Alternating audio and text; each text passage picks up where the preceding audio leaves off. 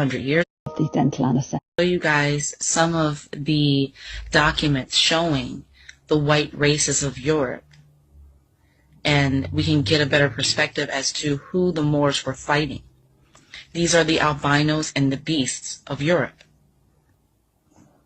And the Moors were fighting these people for hundreds of years prior to the so-called transatlantic slave trade.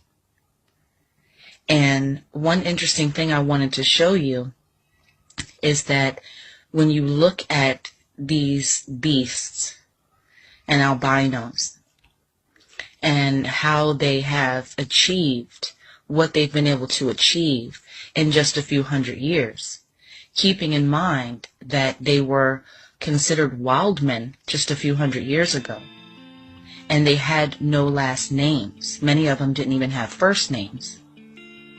And I wanted to show you this because I found this very interesting. If you see here the wild men, and you look at the clothing that the people are wearing to the left, you can see here they're wearing this clothing to cover up their hairy bodies. So I found that very interesting.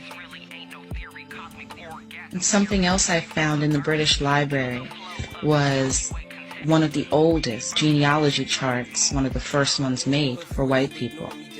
And as you can see at the bottom of that genealogy chart, you see two wild men. So they're showing that their ancestry comes from the caveman. So that should give you something to think about, considering that just a few hundred years later, today, we have people like the Queen of England who claim to be of the royal bloodline of Egyptians and Cushites who ruled the earth. They even found the remains of a boy who was buried at Stonehenge in Europe. He was buried in Europe, but he actually came from the Mediterranean Sea in Africa. And he came to Europe 3,500 years ago.